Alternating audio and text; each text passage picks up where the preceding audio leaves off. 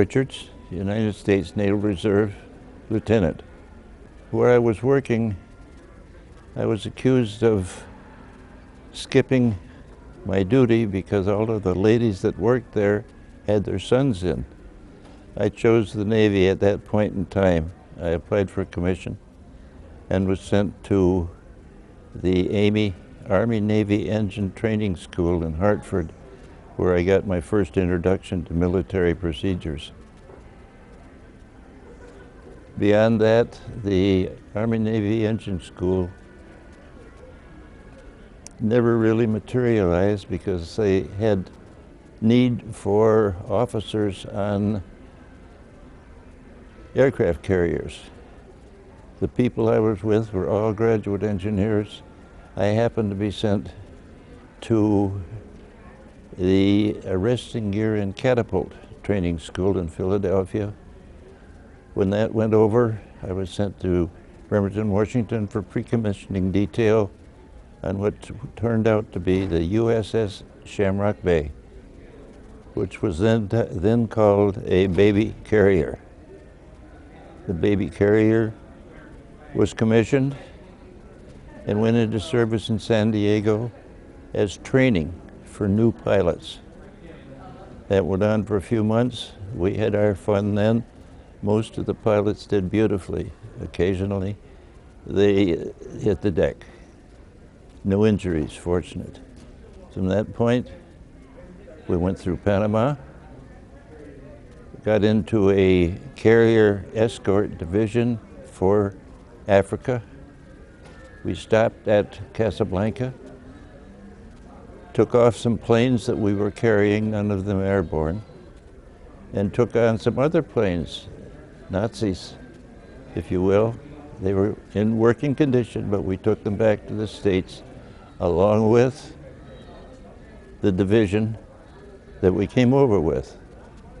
We encountered German submarines on the way back, fortunately never close enough for any actual combat. Once in the States, Hampton Roads, Virginia was a repair area where we lost part of our flight deck due to a storm.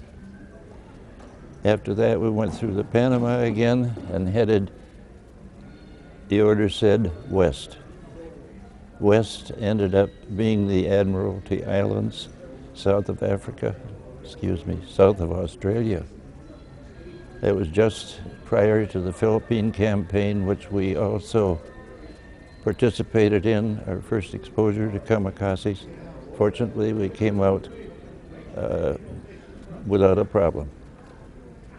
Sarajevo Straits, between two of the Pacific Islands, was our first encounter with Japanese. We didn't see them, but they were in the hills taking pot shots. Our sun deck procedures was suddenly interrupted. We left there to a place called Ulysses Lagoon, which was in the middle of the Pacific. I think at the last count there was 12 or 14 carriers there awaiting our next operation, which turned out to be Okinawa. That was the usual activity, flying every day in support of aircraft operations from the Army. We secured Okinawa and went back out to Ulysses for additional orders, which didn't take very long, Iwo Jima being the next. We steamed there until we ran out of food, which I think was something close to 3 months, 2.5, 3 months. That was pretty much our activity. We went back to Pearl Harbor. We went to San Diego to renew some of our acquaintance when we went through there sometime before. At that time, VJ Day was mentioned, and that was, for all intents and purposes, the end of my war. I was detached, stayed in the reserves for a while until I moved from my hometown, Pontiac, Michigan, to Chicago, where I had to leave the reserves because it was too far away from where I was living. That's the end of my story. I appreciate your listening.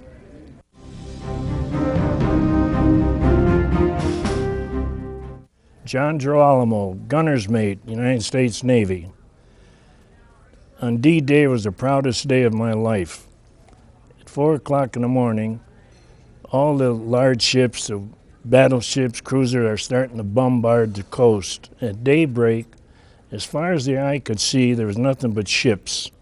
Overhead, squadrons of planes coming and going, dropping the bombs. Couldn't have been a prouder day. One of the sad days, December 14th or 15th in 44, Glenn Miller's plane went down. And we were one of the ships assigned to zigzag and try and find him. Now, we had foul weather gear on, and if he did go down, he didn't live over a few minutes because we were freezing. Another proud day, my second ship, a transport. We were in Pearl Harbor practicing for the invasion of Japan, dropping all the Higgins boats. And I see my brother, who was a United States Marine. Now that's about as rare as you can get. Two brothers meet like that, and we spent 3 days together. So instead of invading Japan, they dropped the bombs. We brought the occupation troops in. And that's the end of my little story.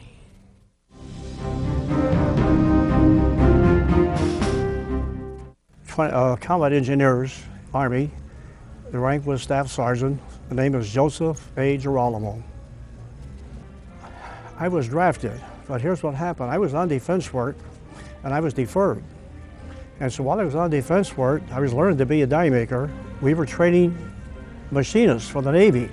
And I thought, well, I could join the Navy and finish my course. I thought, well, I could get by with the bell-bottom trousers, but I thought, where's the machine shop? Down on the bottom of that ship. So I waited. In the meantime, they transferred me to another building. I was off for defense work. They had me drafted. Where did I serve? Africa, Italy, and France. Well, what most people don't know, when we started World War II, we didn't have an army to speak of. We had the A Army, Second Army, Third Army. People like myself and others. I had ROTC training. The fact I had it when I went into the service, within a few days, I'm a squad leader, corporal. In 3 months, I'm already a buck sergeant. They sent me on to 3 categories, trained an outfit here, trained an outfit, a third outfit. That's how people like myself, other ROTC people trained in the Army. Speaking of my brother, I have all the respect in the world for the Navy. It took them 21 days to get me from here to Casablanca in a Liberty cargo ship. 2 meals a day. They thought we were on a diet. In the service in Italy, just by chance, we spent 2 months in Naples. My father came from that area, 50 miles from there. We're Italian-American. And I got a chance to get a 2-day pass to see my relatives, grandfather, grandmother, 3 cousins, and an aunt. So also, I was in Patton's old 7th Army. See, when I was in Africa, he was in Sicily and he slapped that soldier boy. Well, they got rid of him. But I was 7th Army from that day until the day I got a discharge from the military. And matter of fact, as of today, I'm still involved with the military. I spent time with ROTC Churchill High School, the Air Force cadets. I have an office there, a desk. I volunteer time and I work with the Air Force cadets. That keeps me going. I'm 85 years old and I'm still kicking. The average day, well, I'll give you something that I really don't like. When you're in the staging area, I was in Naples, you're there either prepare for another job or you wait for an assignment. Well, Clark, the 5th Army had troubles in northern Italy. We're engineers, we have our trucks, our trailers and all. Our company commander volunteered us to do flunky work for the 5th Army. For a couple of months, we're hauling stuff up there. But our job was, we were involved with small bridges, not them huge ones you see. You need an airfield, you need a road, we do it. In Africa, in Iran, in northern Africa, we built a large crossway runway. I thought I knew why we were building it, because there were 2 Limeys planes, 2-seater planes with 2 Winger planes. The one guy was, boy, he was just bouncing around. The other guy find the lens. I thought we were building for cross-windage. Actually, we were building that so planes could leave from there to France, to Italy, wherever they needed them. So that was one of our big jobs.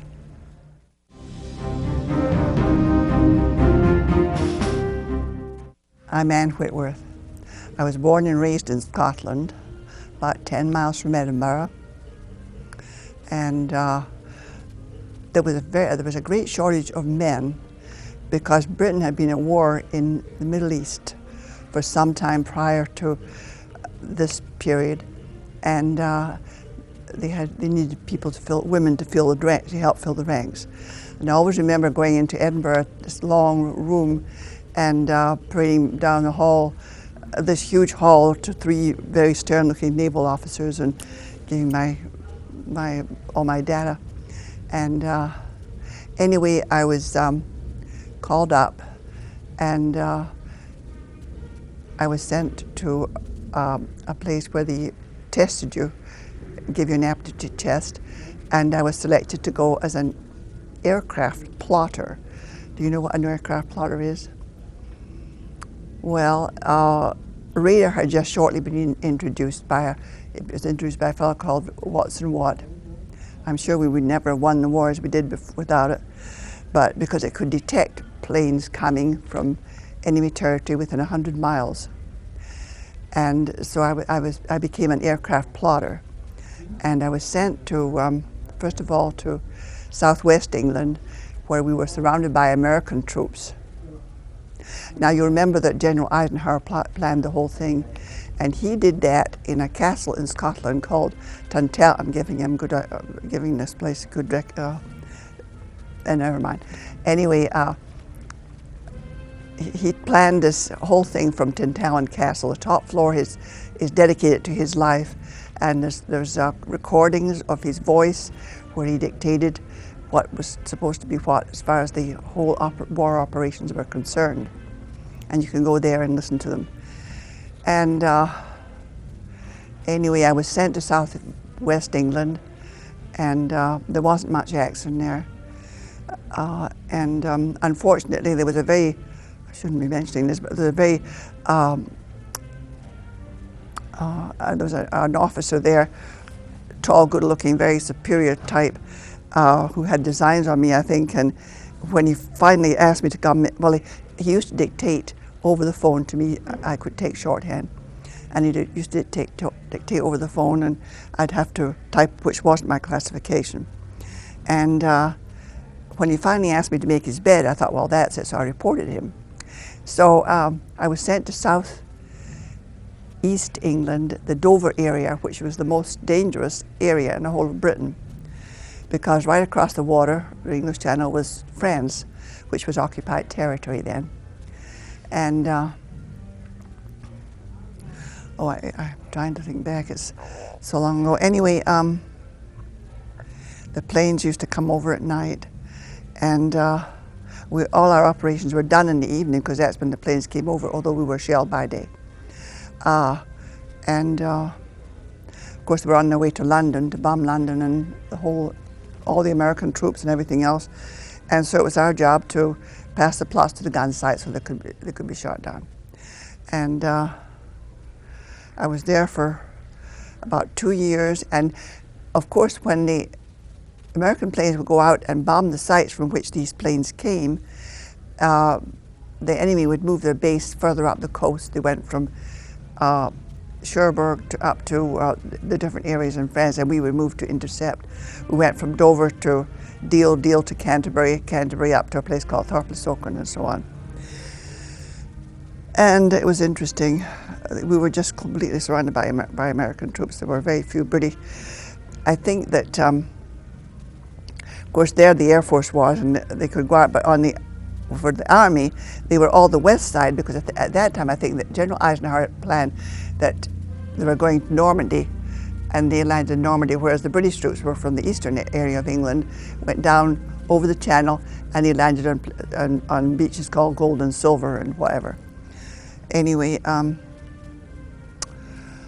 dear, I think. So it was a very interesting experience, very dangerous, because I remember being one day on pay parade, and we were in a stone-built seafront house, minus doors and windows, because they've been all blitzed out. and I was on pay parade, and a shell landed on the ocean just about 100 yards from where I was standing, and sea came in, the spray of the ocean came in the doors, and I was completely drenched. I managed to collect my pay. I wasn't going without that. So so we went up up the coast, and wherever the enemy moved, we moved to intercept. And as I say, radar was amazing. I don't really think we'd have made it without it, because the Luftwaffe at that time had been completely blitzed. And so anyway, after that, I was sent to, after the cessation of hostilities, I was sent to New Yorkshire, which was a very bleak place in the English moors. And we got, I think they were trying to rehab us because we got music appreciation classes. We were sent to places where we could recoup. And and then I was chosen, of all things, I was chosen to go on the Victory Parade in London, which was I was completely amazed at, because there were only very few from each area of the forces selected to go there. And I'll never forget that day. Of course, America had its parade in New York, and this was in London. I'll never forget that. It was, we passed, we started at the castle, and we went right down the Pall Mall, past the King and Queen and the princesses, and General and Churchill, Mountbatten, and all the other dignitaries. And then there was a flyover by the legless pilot, Douglas Bader.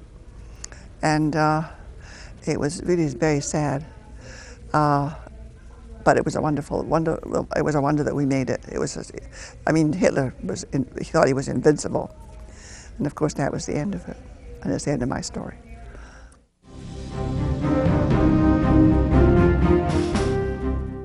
Well, my name is Dick Carvel, and I came out of service as a technician, 4th grade.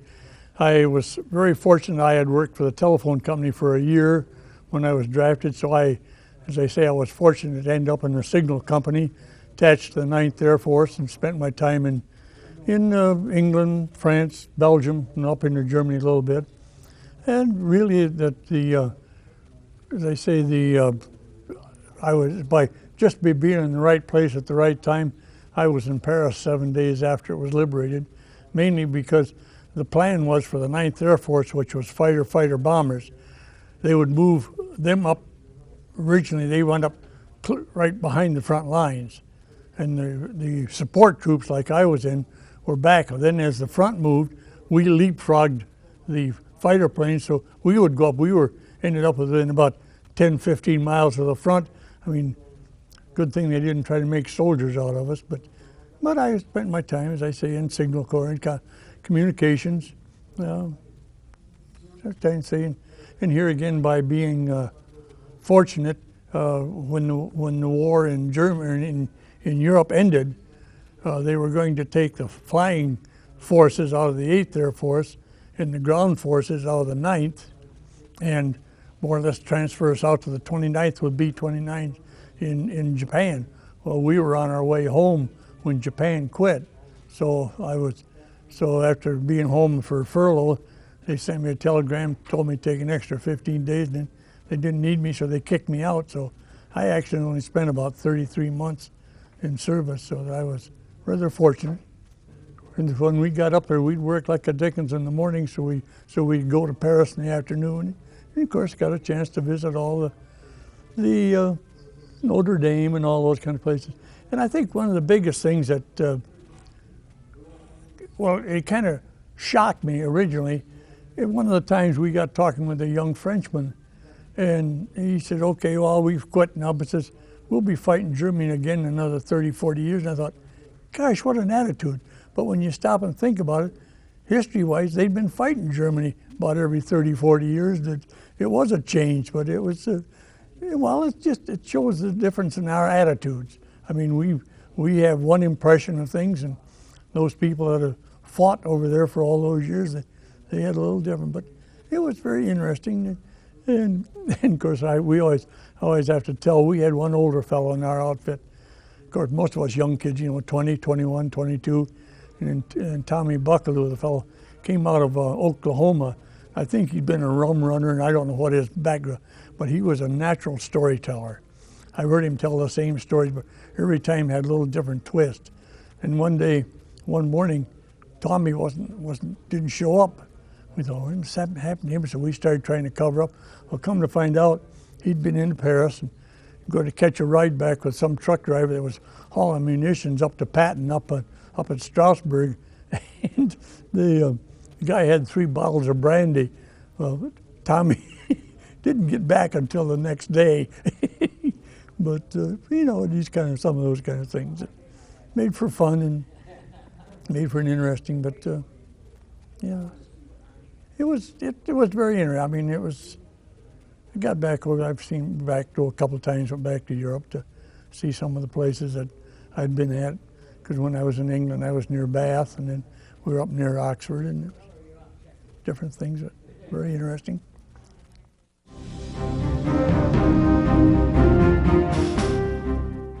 Bernard M. Sallott, S-A-L-L-O-T. I was in the Navy. And after we graduated, 3 of us from school, from college, we went to work for a while. And then things were getting kind of tough, so the draft thing was creeping up on us. So we thought, and I said, well, if I'm going to go into service and die, I'm not going to do it in the mud. I'm going to do it in a bed on a ship. So, but they rejected me at first because I was 8 pounds overweight. They took the other 2 guys. One of them was on the destroyer that the submarine sank up with Greenland before we were ever in war. But he was saved, and the other guy was saved. And I got officially, I think I'm signed up in early January of 42, right after Pearl Harbor and so forth. And then I was sent down to the diesel school, engineering school, and then I was sent to fire control school and so forth. And then I wound up being the gunnery officer for the Uriah P. Levy, which was one of the first destroyer escorts ever built. It was better than the destroyer because, well, it was easier to use, and so forth. And then we went down through the Panama Canal and out to the Solomon Islands and so forth, and spent time going up and down the slot. On the way out, we had about 400 members of the crew, and about 12 of the officers never had much training. There were only about 2 that was the captain and and I was the gunnery officer and so forth. And we were on our way out to the Solomon Islands, heading between Cuba and Haiti for the Panama Canal. And we had all these youngsters that really were in the Navy were there, and I was the officer of the deck, and we were down there, and this guy said, "Sir, could you come over here, please, for a moment?" I said, "Yes, sir. What do you want?" "Would you tell me what those 3 white tracks are out there that are moving toward us?" I said, "Oh my God, they're torpedo tracks." You know, and all that stuff, and so forth. So we went on through. We went out there with about 14 rounds of ammunition for our main guns, and we had 3 1917 torpedoes on the ship. We weren't sure worked, but 3 of us got out there, and we were out in Solomon Islands for many years, in Tulagi and Guadalcanal and up and down the slot and so forth. And I came home. My wife, we had a son, and he was born, and he was in the hospital, and there was an accident in the hospital, and he died. I never saw him. And she took care of it, but I finally got home for that. And then they sent me to fire control school and all that stuff. And then I was gunnery officer on the William T. Powell, which was the next one.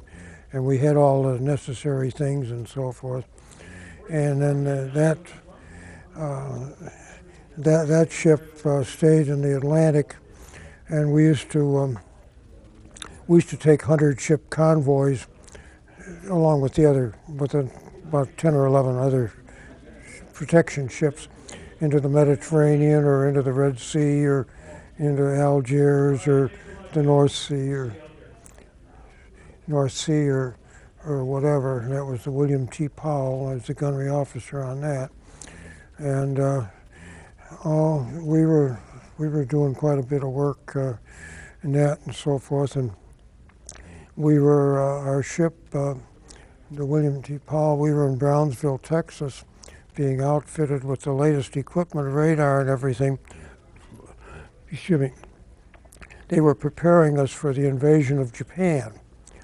And they instructed us that there would be 12 ships like us out there, and we would form a net in front of the group that was going to invade Japan.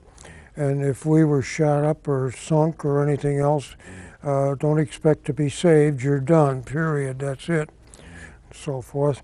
And we were getting new radar, new guns and so forth on it. And then, of course, Japan signed off on the treaty, and we had I think we had 14 officers aboard. We had the captain and the executive officer, and I was the gunnery officer. And 12 of the 14 had enough points to get out of service. I lacked 2 weeks of points to get out, and I was told that I was the next senior-wise to become captain of the ship, and I have to sign up for 2 more years and spend it with the ship in the China Sea and so forth. We had enough political pull that I got the extra 2 weeks of points, and I managed to get out and so forth. But I had 5 years in the Navy and was gunnery officer, and we had all kinds of problems in Guadalcanal and up and down the slot, up by Iwo Jima and up in the Philippines, and then we went into Pearl Harbor, and we were over in the Mediterranean, the North Sea, up off Greenland and so forth. I went through 2 hurricanes in the Atlantic Ocean and 1 in the Pacific, so forth. We almost didn't make it, but we did, so forth. And but it was almost 5 years in the Navy. That was me.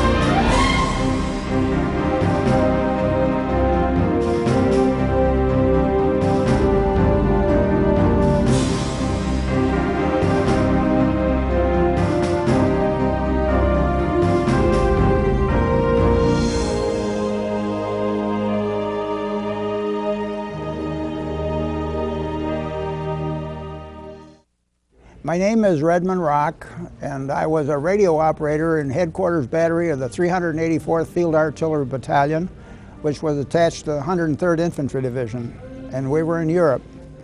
And my job as a radio operator was they would put me on a hill, and I had contact with a Piper Cub then flying over the enemy lines, and I had a telephone line from my, I had a 3/4-ton weapons carrier with the radio, and they would run a telephone line from my truck to Fire Direction Center.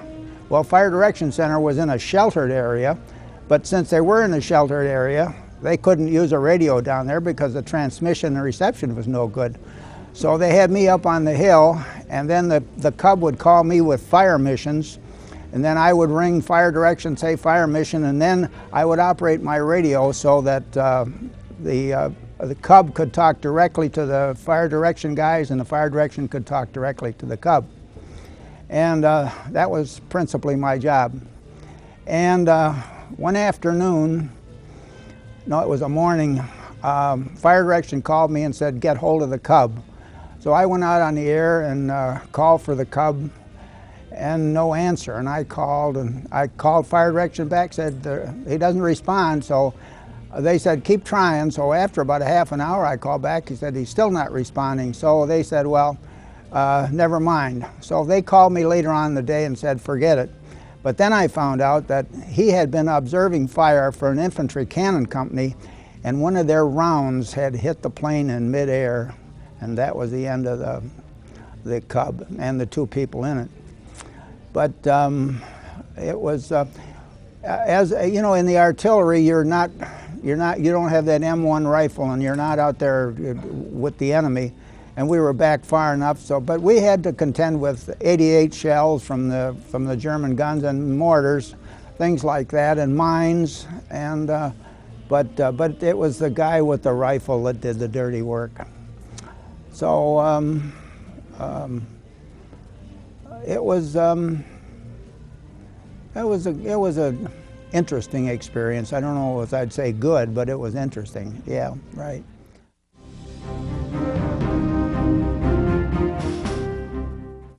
What I remember, my name is Marilyn Charette, and I was about 6 years old when I remember that we were on rationing stamps. We had a rationing book of stamps.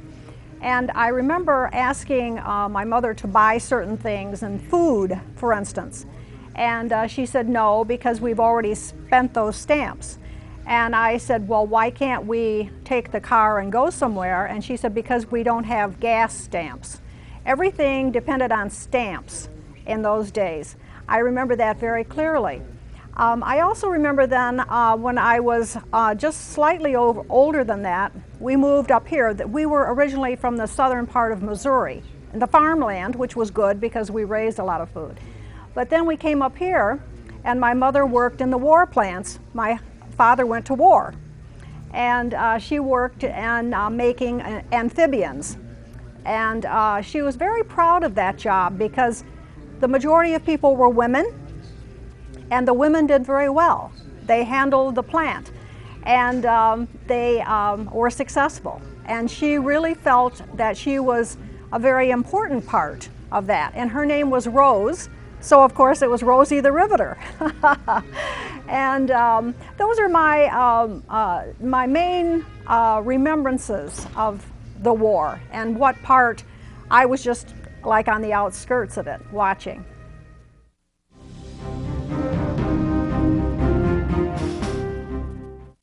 My name is Wally Behringer. I'm 80 years old now. I went in the Army when I was 18 in May of 1944. I went to Texas and did infantry basic training, and Congress wouldn't let 18-year-olds go overseas as replacements, so they took all the 18-year-olds and put them into a division and sent the division overseas. Now you're in an organized unit. And I went overseas with the 63rd Infantry Division, and we landed in Marseille, and we went up north into France. This was just about the middle of December, just before the Bulge started. And we got up there, and General Patton up north had just run out of men. So they scavenged from the new divisions. They just took, what they did is they took the new guys, and I was a new guy, and they sent them up north to the Bulge. And that's where I spent my combat career, and I was now in the 90th Infantry Division, which had landed on D-Day, and I wasn't there, thank God. I stayed in them until late February sometime. We fought in, our first job was we were attacking the south side of the Bulge. And then after we straightened that out, then we turned east and we're going into Germany. And you never knew the country you were in because you couldn't read the signs. So finally we did get to Germany. I knew I was in Germany because I spent, the last night I was there, I spent it in one of the huge concrete bunkers, the Siegfried Line they called it. And spent the night there, and I woke up the next morning and it felt like I was being stabbed in the back. What it turned out to be was pneumonia. And so my combat career was over. It was exciting. A platoon, I was in what they call the weapons platoon, machine guns and mortars. There's about 40 men. That last day, there was 11 of us. That's all there was, and which was typical of the war. They were running out of people. And they sent me to a hospital and dosed me up with penicillin, which was the wonder drug of the century. I'm now allergic to it. If I take it now, I'd probably die from it. 30 shots of it. They give it to you every 4 hours to you, and then they send you back. Well, on the way back, I got back to the infantry, and then they come along and they said, we need 50 people for detached duty. And it wasn't something you volunteered for. They just call off 50 names. And if somebody doesn't answer, they keep calling until they get 50. And I was the 50th name. And they sent us off on trucks. And I ended up in the military police, which was like going on vacation. You just directed traffic, you guarded prisoners, all kinds of jobs. You never knew what you were going to do next. But you did eat better and sleep better because it was sort of an organized unit. The infantry was a ragtag bunch of people. You're constantly changing in the infantry because the new ones come in and the old and sick or wounded go out, you know. We had some of them that had been there a long time, though. We had a couple of them that actually landed on D-Day. And he was a great guy, Sergeant Bybee. And when he said do something, you did it. That's the way it was. But he was a nice man. And the first thing he did after we got there, new people, he said, all right, you new guys, come on with me. And he took us out in the woods. And he says, I'm going to shoot at that tree over there. And see it? And he'd shoot at it. Now you shoot at it. He wanted people around him that could shoot. That's why he'd lasted since D-Day. So, and we had other oddballs too, but that's typical of a army, and that people were not brought up to be in the army like Germans were. And so we finished off the war, and I don't know what country I was in when the war ended. It was you can't read the signs, so you don't know where you're at. But I would think I was over in Germany toward Czechoslovakia, but I don't know for sure. And then we stayed in the AMPs for a while. Then they sent us back to the infantry because they thought we were going to go to Japan. And then that fell apart. So I didn't have enough time in to go home. The old guys went, they deserved it. And they went home first, and actually they developed a point system. Each month counted for so much, each combat decoration. And I spent, another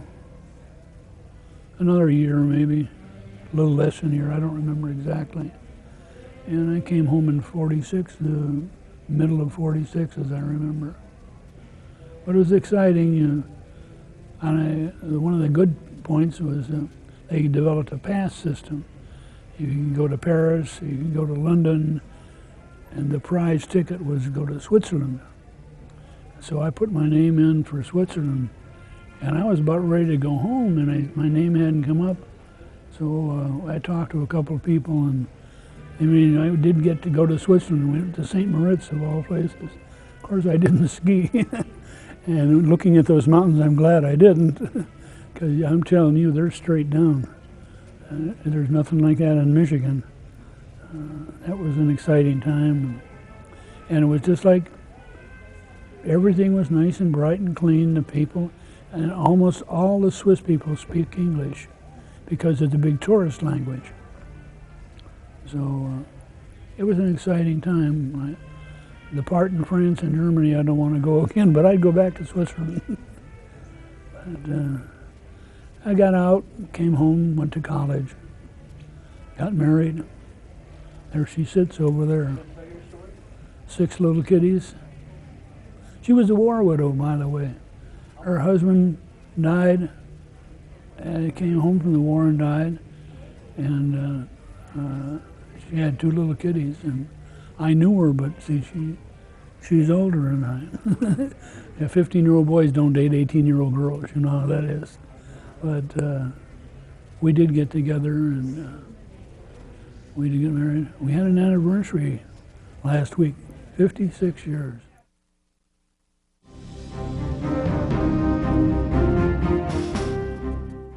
My name is Marion Behringer, and I graduated from Cooley High School, and I was going to nursing school, wanted to. And my mother said then I'd have to work because she was a single parent. So I was going at the time to a young man named George David Hedquist, and he played for the Boston Red Sox as a pitcher. And the draft came along, he was drafted, and came home. And as I say, I wanted to go to nurse school. My mother said I have to work. Well, David said, no, I want to marry her because I'm going to the South Pacific. So he wrote a letter to my mother, and she said, okay. So I ended up as a secretary at Civil Corporation, which I disliked very much. But I worked through the war, you know. Anyway, make long story short, David went to the South Pacific. We got married. We were together 10 days. He went to the South Pacific for 3 years. And while there in the South Pacific, first of all, he was trained in the 112th Horse Cavalry in Fort Riley, Kansas, because they picked mostly athletic people that could ride horses and so forth. And they took the horses to Japan. But on the way, most of them died because they thought the Japanese would invade New Caledonia, which was mountainous region, and so they called him dismounted infantry after that. Well, he was gone, as I say, 3 years, and I worked, and he was injured. He had a head wound to the right side of his head, but they kept him there for 3 years after being hospitalized. Plus, this isn't happy. The jungle ate his bones from his legs, because when he came home, I had to soak those trousers in his arms. And so they operated on him, and I had him, he lived long enough for me to have my first child, Bob, who was 2, and his daughter was 5 months when he died. And he was a great soldier, a great man, and a wonderful pitcher. And I lost him. But Wally and I, the next husband, we went to the same church. And so did my first husband. And I met him on the bowling team. And I didn't date, of course, and so forth, because I was still very angry with the world. As I learned after that, you can't go through life like that. And I was determined. I had a house. I was going to be determined to raise those babies, and no help from anybody, but I soon learned differently. And so I lucked out, married Wally, and he was, one half of the church thought he was crazy for marrying me, and the other half of the church thought I was crazy for marrying a younger man, 3 years younger. And he ended up going to finishing his degree after he came home from Europe. And we married, and here I am with a wonderful man, and I lucked out with having 2. When I came to be a war widow, the government wasn't too kind to war widows.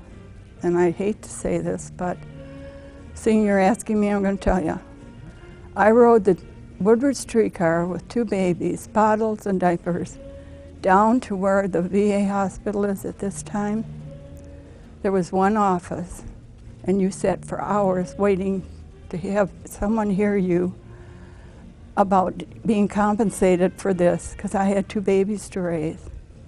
And then I'd ride that streetcar all the way back home, and it was a long time before they came forth, the government. And a lot of war widows suffered because of that. Eventually, Senator Vandenberg at the time was our senator, and if it hadn't been for him, I don't think I ever would have had a compensation. So my children did luck out after a while. In fact, one of them were able to go to college. We survived, and during the war we all survived, you know.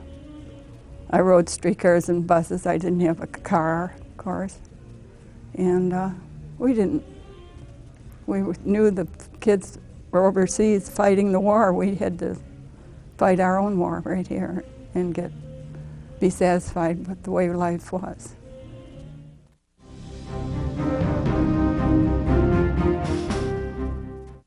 Arnold J. Weingart. I was acting corporal. Marines don't give very good promotions. They're very stingy of promotion. I left Detroit, Michigan, and when I went down to the federal building, and I ended up at the end of the war in China. So I went right across the Pacific. Major campaigns was Guam and Okinawa. And we had those amphibious ducks. I don't know if you've ever seen one of the amphibious ducks. Well, they go on land and see both.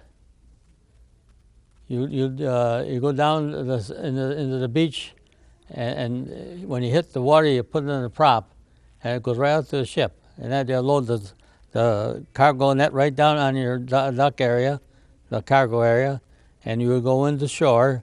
When you get into the shore, you throw out the prop and throw in the pump. They pump up the tires, the balloon tires, big balloon tires. And you go right to the area and you drop your load and go back and get some more.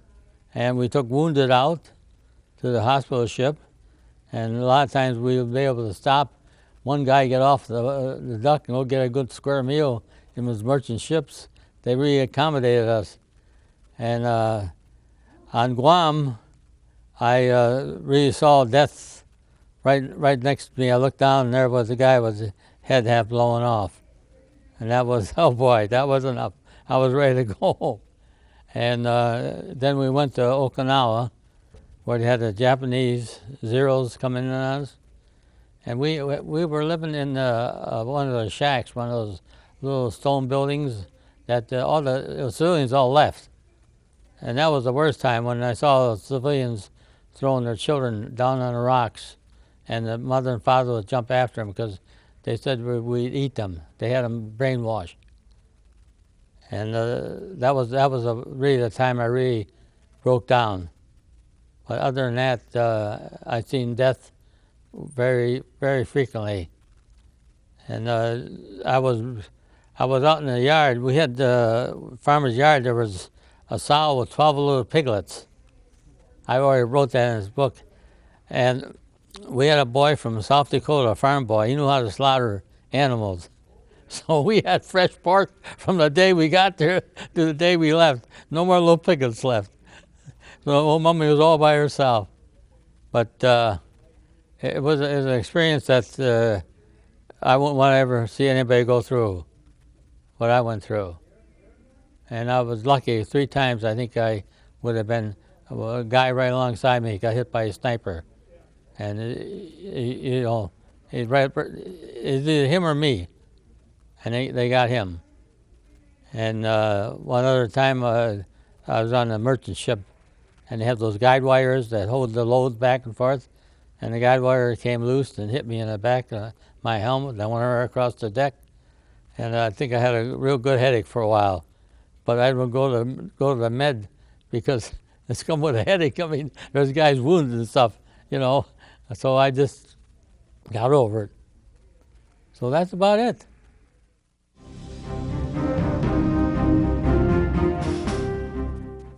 My name is Gene Peters, and I was in the combat infantry in the South Pacific. Took 37 days to get to New Guinea, where we headed for. And that was a nice cruise. We started out at Goodenough Island. That's just south of New Guinea. Got our taste of combat there, and I was the first gunner on 81 millimeter mortar. And we saw a lot of action. But from there, we moved up into New Guinea, made about 4 stops along the way in New Guinea, and then moved up into Dutch East Indies. And we made a beachhead on Morotai Island. Now, this beachhead, we were combat broke in already, you know, we know what to do. But I made the beachhead with my backpack full of beer. We got a hold of a couple cases of beer from some sailors on the ship, and we're making a beachhead now. My guys got all my equipment I need. We make the landing and I salvaged the beer.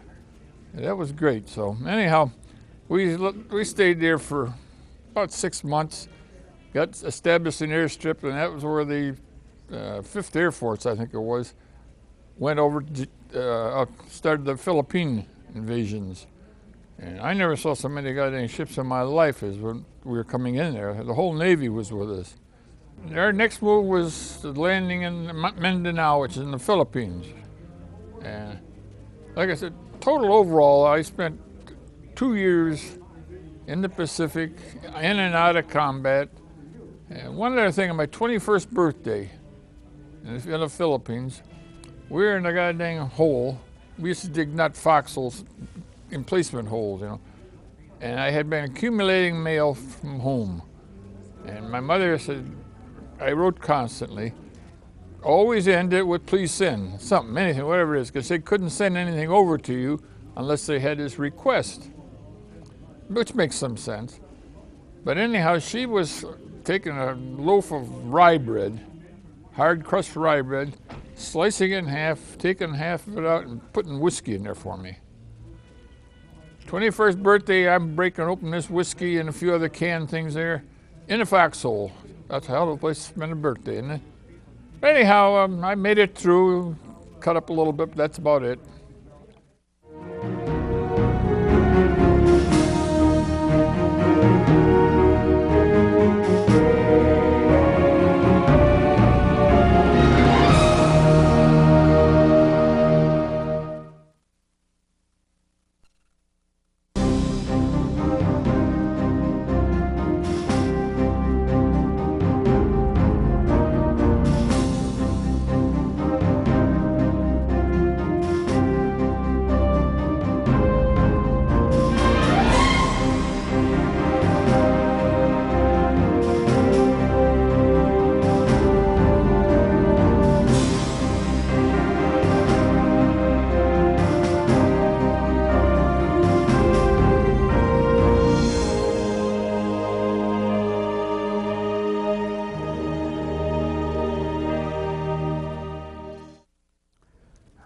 My name is Bob Jagers. I was in the amphibious forces. I was a signalman 3rd class. I was in 4 invasions before I was 22. I've got 4 little short stories for you. When we were in training, we had powdered milk, and it came in cans about this size. When we got our own ship, the manifest says 10 cans of powdered milk, and our storekeeper didn't think that was enough. So he changed it to 100. When the cans came, they were in drums like this. So we had powdered milk, powdered milk. When we were in boot camp, we were going through some physicals. And this particular time, we walked down the hall naked. And the pharmacist mates and the doctors were looking for lice or insects or something. And there was a big, tall Kentuckian behind me, and he was scratching away like mad. And the doctor says, "What's the matter with you?" And this Kentuckian says, "I don't know if I have 1,000,000 of them or one on a motorcycle."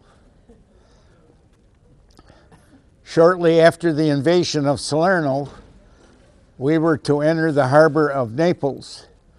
And as we were entering the harbor of Naples, we got word that it was still in German hands. So we made a right turn along the coast of Italy, and it happened about 3 o'clock in the afternoon.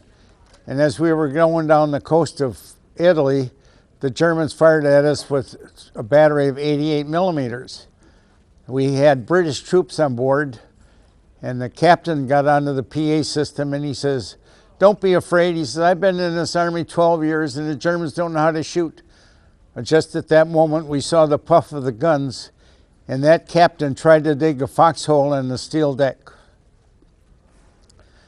One of the greatest memories I had during World War II, I had been sent to Columbia University. Before I sent to Columbia University in New York, I was at Great Lakes and I was awaiting orders. And I had an opportunity to bat against Bob Feller.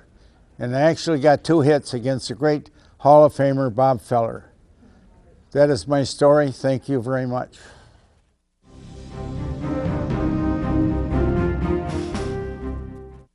My name is Leo Zajac, and I was in anti-aircraft. I was a radar crewman, and our radar consisted of a 40-foot trailer.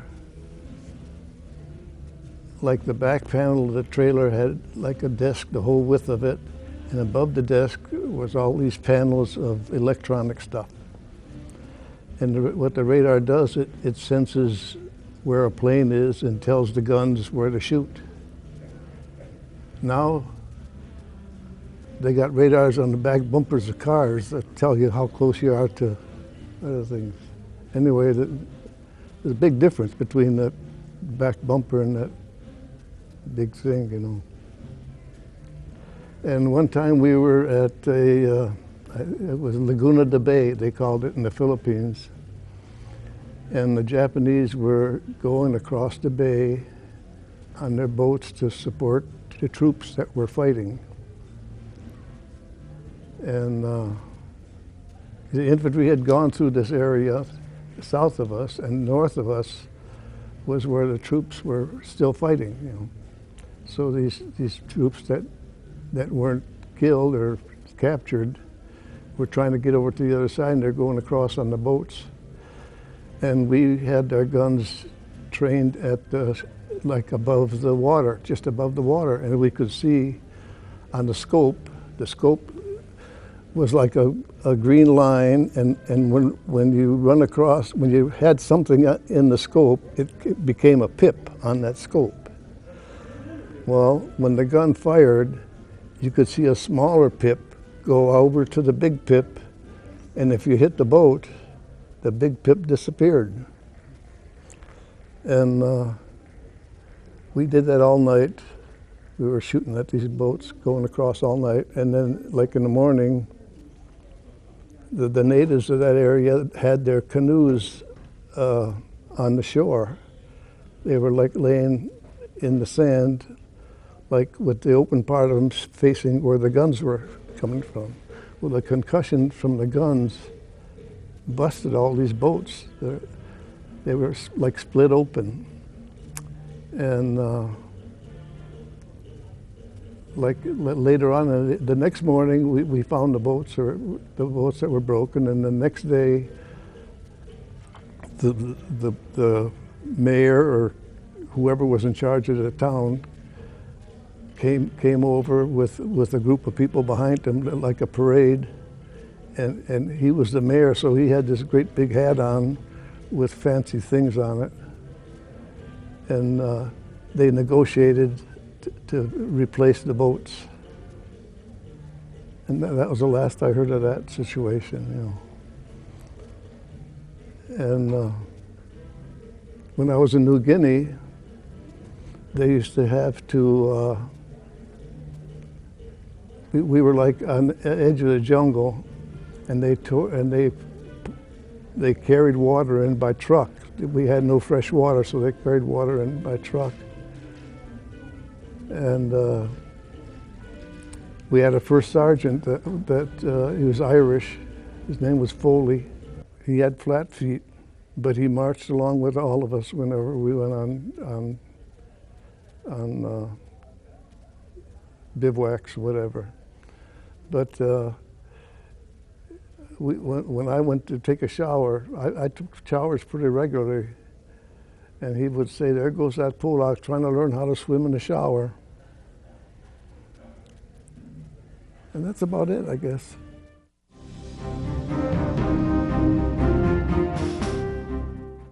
Well, my name is Harry Levy. It's L-E-V-Y, Levy. I pronounce it Levy. Anyhow, I was a staff sergeant in Second World War in the European theater.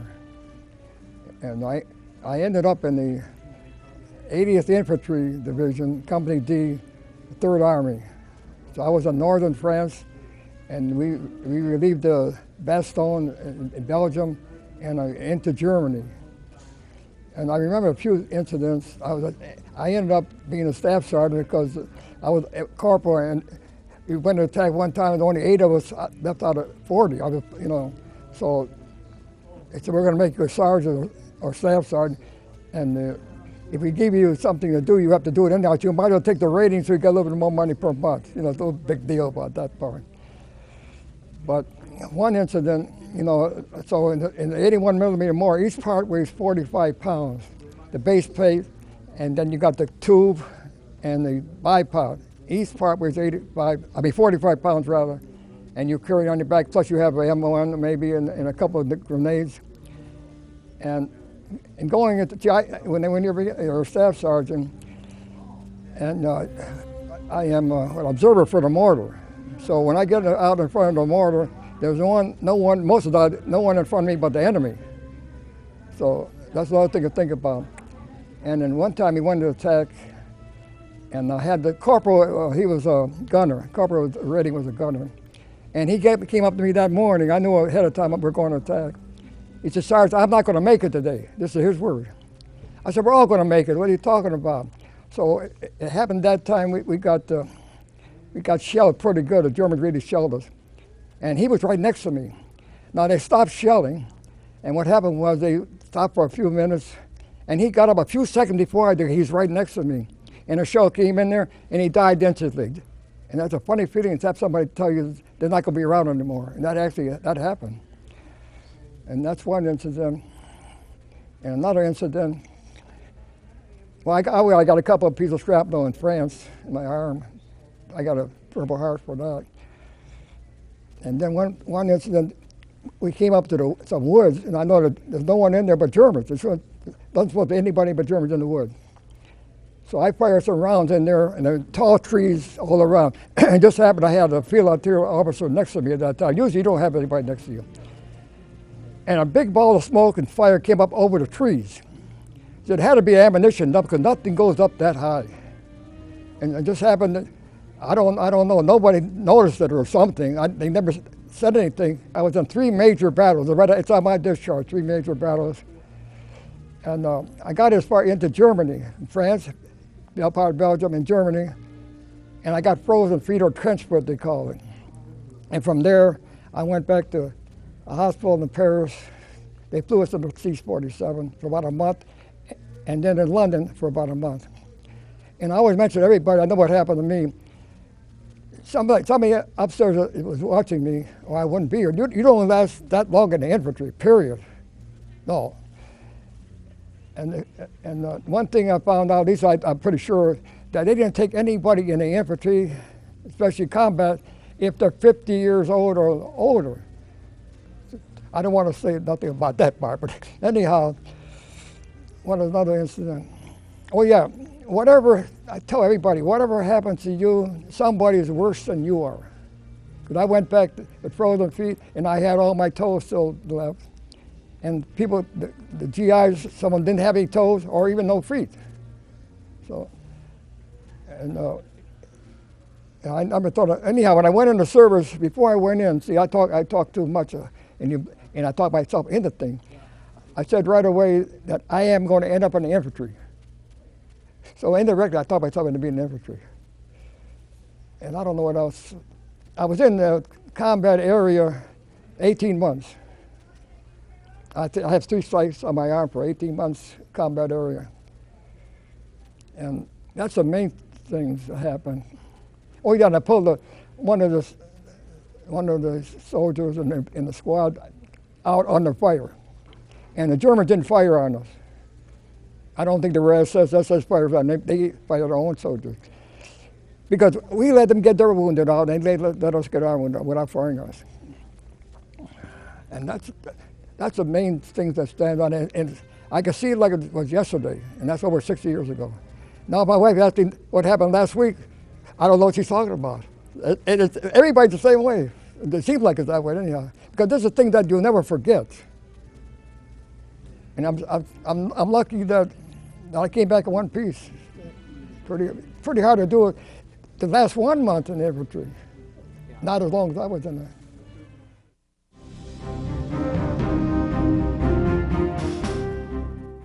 My name in the service was Joseph Kowalski, and my rank was second-class seaman.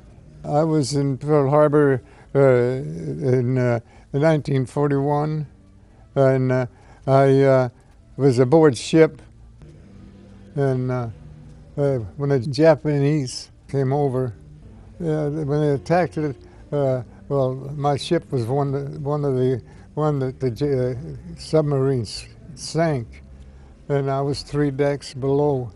Whenever I was down and I was trying to put my bedding away, every time I push it up over there, it keeps sliding down toward me, you know.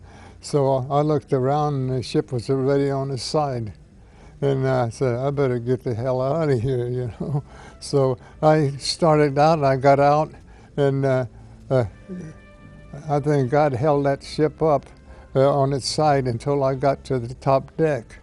And then when I got to the top deck, it started rolling over. So I ran over the side of the ship, and I jumped in the water and swam ashore, and they had a big ditch dug by the shore there.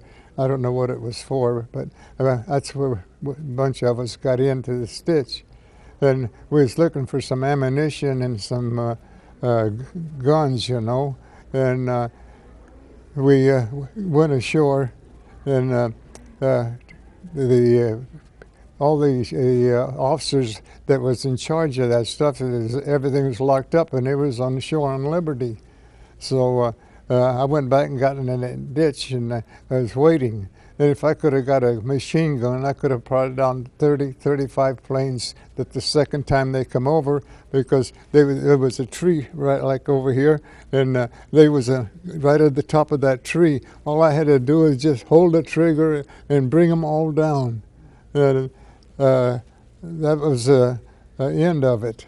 So we had to wait in that ditch, you know, until it was over. The Tangiers was behind us, and there was a troop ship, and they was having church. It was on a Sunday, and the time they got down to the ship and brought up some ammunition, they brought up some 5-inch guns, you know, and those planes came over the second time.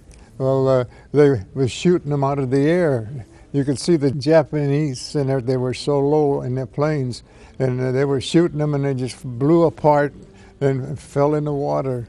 And then we, from the Arizona, it was not far from where we were, right on Fort Island, tied up, and the Arizona was like over here, you know, and the kids who was coming out of the Arizona would get out, and they when they got ashore there, they swam ashore and through the fire because it was on fire, and they got ashore and they stretched them out for quite a ways. There's a building over down here, you know, and the guys come with their skin hanging down like your shirt sleeves, you know, and they laid them down, you know, each laying down.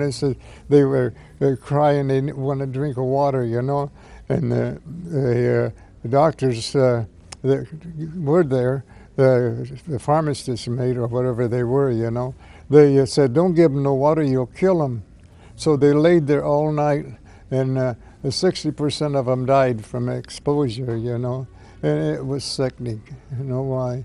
And they wanted me to go bury them, and I wouldn't go. I couldn't take it because it was so terrible. And now they're having the Utah. I was on the USS Utah, and when it flipped over, the bottom was sticking up out of the water, you know. And now they got a thing built over the USS Utah because it was a good ship, you know, in its time. And they put one of these things on the top of it, like the on the Arizona, you know. And now people go over there and see it all the time. And that's about the most exciting thing that ever happened in my life, is whenever I got out and our clothes, all I had was a hat and a pair of shorts. It was summertime, you know. And so the Marines opened up their lockers and told us to get some clothes, you know, because ours was all wet. And I didn't want to go to bury these poor guys, you know. And so they put me on the destroyer. And then on the destroyer, we were in patrol duty. And we got their bow knocked off. And off of that, before they knocked the bow off of the destroyer, well, we had patrol duty taking Marine ships to Christmas Island with food and stuff for Christmas Island, you know. And when we were going over there, we spotted these Japanese submarines underneath there, and the captain gave full speed on one screw and full speed on the other screw, you know, and the ship was vibrating like that, and they turned, and there was a torpedo went down each side of the destroyer, and they have one of these smoke things, you know, to hide the ships when they're out in the water, and so they wouldn't be seen. And we sank both of the Japanese subs, and we sank 9 subs going to Christmas Island and back. And the ships were coming over, and they told us we got all of them, you know. And so we had 2, when we came back in, we had 2 brooms on the mast showing that we're clean sweep because we got them, you know. And we all felt good because we did something, you know.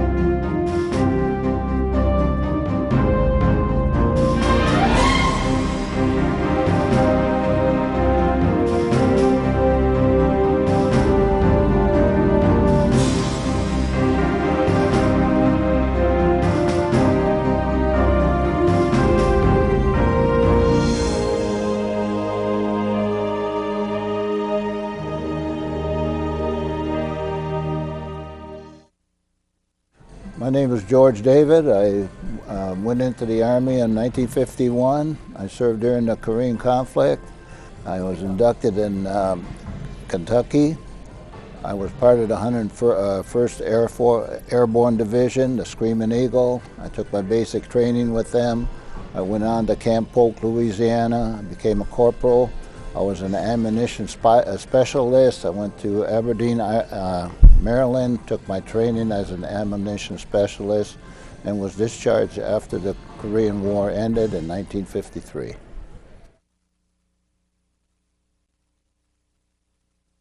Well, my name is Edward Good. During the war, I started as a medic in 1943, went out to Hawaii, worked in a hospital there for a little while, and then came back to the States. I got involved then in a program called the Army Specialized Training Program. They sent a lot of young soldiers to college for a while, mostly to keep the colleges from dying during the war. That program ended in the spring of 1944, so I went, and after that I went to parachute school and eventually went to Europe as a member of the 17th Airborne Division. Participated in the last big airborne operation of the war called Operation Varsity. We jumped over the Rhine.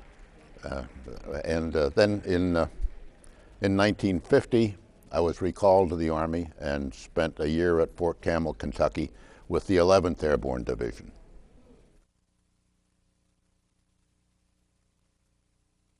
Okay, I'm Ashley Richardson, and I was in the United States Army, and I served at Walter Reed Army Medical Center as an Army nurse, and I served as a captain in the United States Army. I stayed stateside. I never went to an occupied area. And I was in under the President Eisenhower area. And I did get to see President Eisenhower, actually shook hands with him when he came in for a physical. And I served from 1958 to 1961 at the Walter Reed Army Medical Center as a registered nurse. It was just wonderful to be in the presence of the President of the United States at that time. And he always had a smile as he was coming down. And all of us young nurses at that time was just in awe to be that close to someone of that stature. And I remember when I went in for my basic training, and I had no idea what to look for, but I soon found out, because one of my first entities for the registered nurses to do was to do a tracheotomy on a goat. And you know how long a goat neck is, and that was a frightening experience for me. And then the maneuvers that I had to go through was first in the cow pasture. So I really got a good indoctrination to meet in the force that came in the Army. But I really did enjoy it, I appreciate it, and the Army served us well. But my main honor go out to the veterans who fought in those occupied areas. And I just want to give honor to those troops who were killed just a few days ago. Thank you. Royce Thompson. I was in the United States Air Force, 8th Air Force. I was a flight engineer on a B-24. You're the mechanic on the bomber. You assist the pilot and the co-pilot. You stand on the flight deck, call out the airspeed, your landing speed, see that the wheels are up and down, and anything on the plane, turn on the auxiliary power units, change the gas. 18 months. Or I was in there 4 years all total, but I was in England 18 months. I'm English myself, so it's a beautiful country, and the people over there are a little bit behind us, that's all. But they're nice people.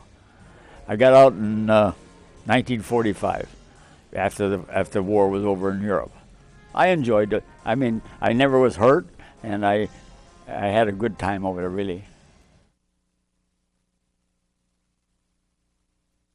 My name is George Kuzmanovich. I was a gunnery sergeant in the United States Marine Corps, serving in World War II. Overseas in the Pacific, Solomon Islands, Guam, Okinawa. Also recalled to active duty years later, after my retirement, and went down to train troops in the Carolinas. And that's about it. Louis Cordes.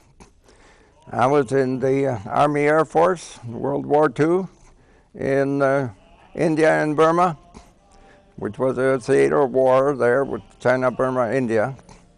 And I was aviation engineers, and we built a couple of air bases over there, one in India, one in Burma. One in India was the first B-29 base there.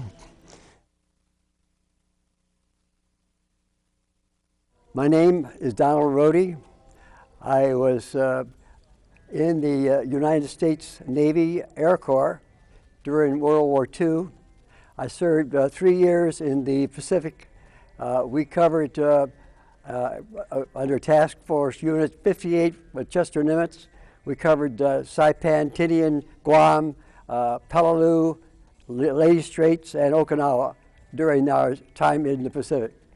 I was serving on the USS Ben Franklin, and we went from Hawaii to Okinawa on the USS Ben Franklin, and it was at that point we took a 1,000-pound bomb on our decks, and my flight skipper, he took off with his squadron, thank God for that, just prior to the landing of that bomb.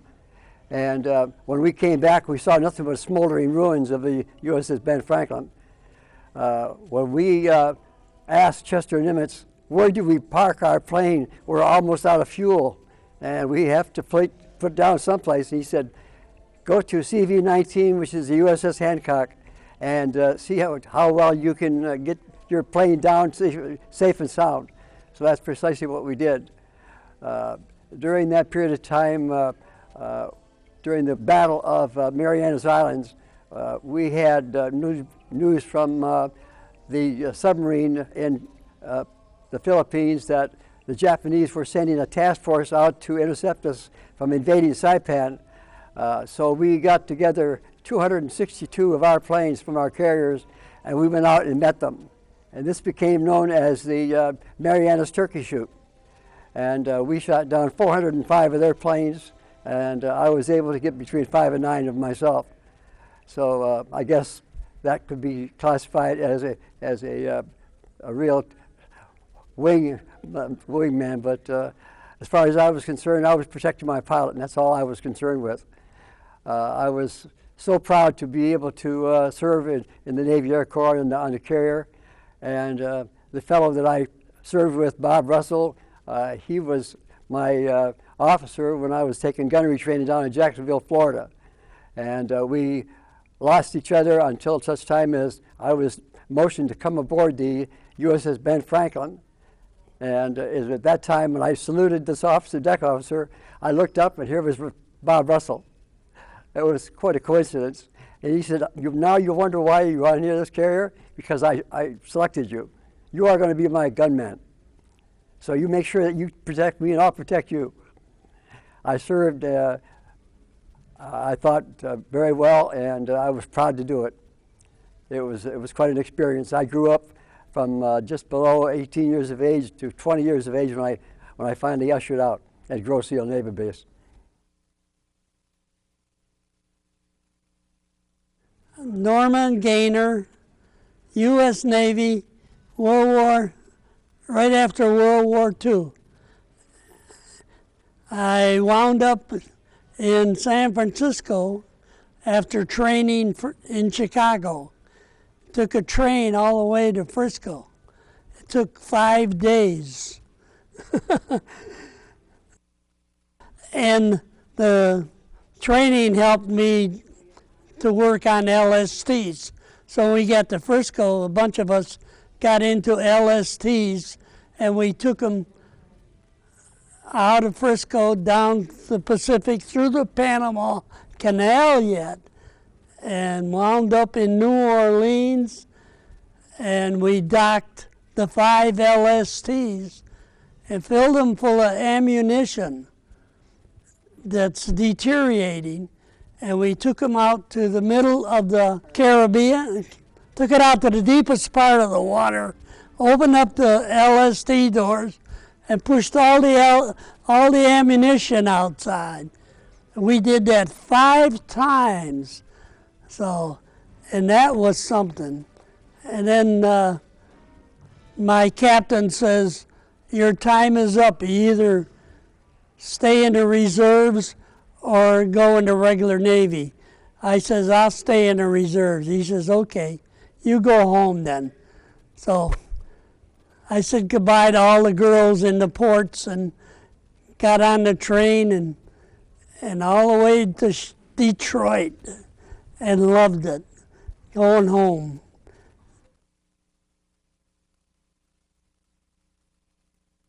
My name is Luigi Martini, and I served in European World War II. Went to Southampton, England, down to Le Havre, France, and into Germany. And I went over as a replacement and was a medic to the infantry of the 100th Division. And we served there till the war ended in Europe, and then we were scheduled to go to Japan, and then they signed the Armistice, and so we didn't go to Japan, luckily.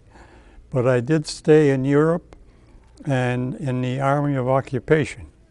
So I served there almost 2 years, and then I came home.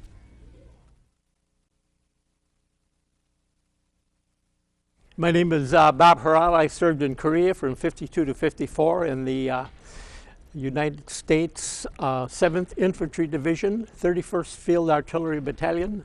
I served in Kumwa Valley, Chorwan, Munsani, and Pork Chop Hill. I'm really proud to have served, and some place that I'd like to have been, but I'd never care to go back. But I think every man and woman, if they get a chance to serve, I think it's really an honor. After it's over, you're so glad that you did. Another thing I wanted to add was that I never heard of anybody that I was associated with that went off to Canada to avoid the draft. So that was something that I thought was really important and good that my era came from. Well, we were in direct support of the infantry at Pork Chop Hill. So I was about 1.5 miles behind the lines. In front of us were the 105s, and in front of them were the Yak-Yaks, and I was in 155, so I was about 1.5 miles behind the lines.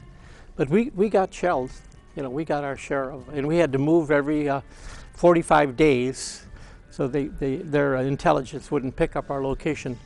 But when they did, they would shell us, and then we'd have to move real quick.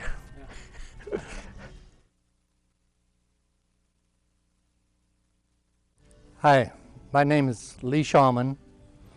I was a lieutenant during the Vietnam era, stationed with the Corps of Engineers at Fort Belvoir, Virginia. I enjoyed my time in the Army, mainly because I didn't have to leave the country. In the Army's infinite wisdom, they stationed me 16 miles south of the U.S. Capitol in case they needed to have anybody to protect all of our illustrious senators and representatives. But I enjoyed my time. I spent the whole 2 years at Fort Belvoir, Virginia, and I was a lieutenant in the Corps of Engineers, learned how to construct airfields, roads, bridges, and eventually I was assigned to my own branch that taught high PSI air compressors, maintenance of the Nike missile elevators, and basic electronics to the recruits that needed to maintain the Nike facilities. I enjoyed my time in the Army and was in charge of the Nike missile branch that taught high PSI air compressors, elevator maintenance, and basic electronics to young recruits coming in the Army so that they could maintain the Nike missile sites.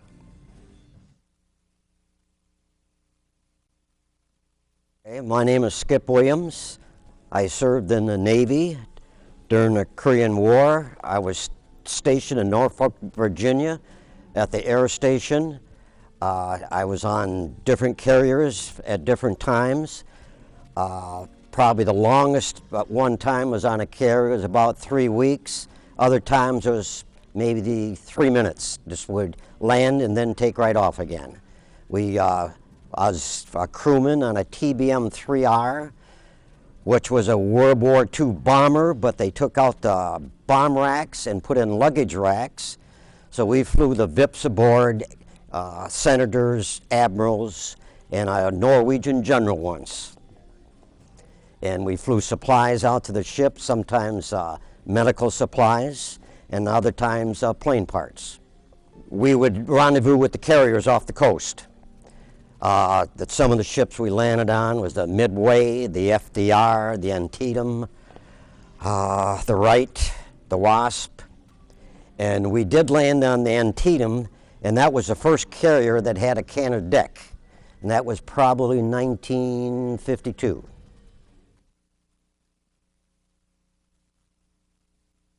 Yeah, my name is Bill Zawacki, and I served with the United States Army in the Army Intelligence Corps from 1959 through 1961.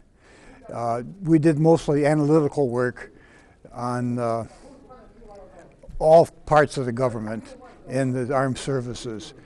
One of the highlights of the 2 years that I was in is my wife was with me and our son was born in Baltimore. But he's back on the East Coast again, he's in Boston, so what goes around comes around, I guess. My name is James Edward Parks, if you want the full name, and I served in the U.S. Army for almost 11 years. Last 2 years of it I served with General MacArthur in his headquarters as a Postmaster General. However, I recount everything as far as my past. It was as an enlisted man. And everything that I ever done, really, that I counted worthwhile was as a staff sergeant, including getting married. This is the very jacket that I was wearing when my wife and I were married some 63 years ago. It doesn't quite fit, but it's coming close anyway. But I was a unit commander for a recon outfit, most outstanding thing in Korea, because I served both in the invasion of the Philippines and also in the war with Korea. That's another story, how I was still in the service for that many years, but it involved getting my wife into America, and it was very difficult then because ours was the very first marriage of a Caucasian to a Japanese after World War II. But in the Korean War, I had a unit that was supposed to, if you want to know something outstanding, we thought the war was over. We had just gotten to the Yala River, and our unit had combined, which was the whole division, all together for the first time since we went into Korea, which was 3 days after the war started there. And so they thinking that the war was over, I thinking it was over, the commanding general asked me to please go down to Busan and make sure that all the equipment could be brought up to set up for a non-military existence. And so I left my outfit, and consequently, I'm the only living member of that unit, because while I was not with them, the Chinese had entered into Korea, and they'd crossed in several miles, and we were unaware of it, and they were behind us.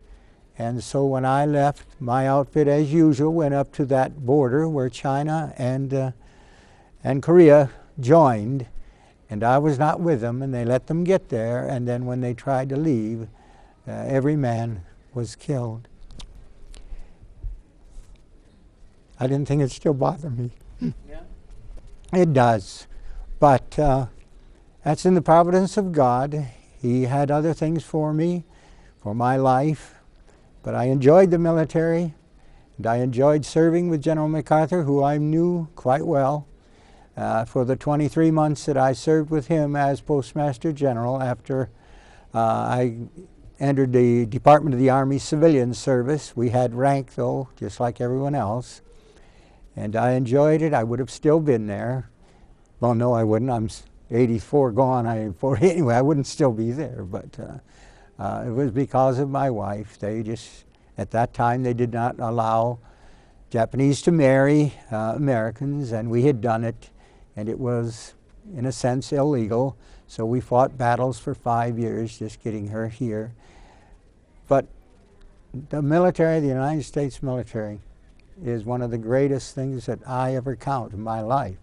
Other than becoming a pastor and preaching the gospel all my life for these last 43 years, there is no greater joy. Either those two things are in my memory. And now I'm in the ministry, and I love it with the same fervor that I loved being in the military. I enjoyed being in the military. Somebody said it was because I was so small, and I always had a pretty good rank from the very beginning. 6 months after I was in the Army, I was in the Philippines, and I was promoted quite fast. But I was a small man, and then the rank meant everything, so there wasn't anybody bigger than me, and I enjoyed that.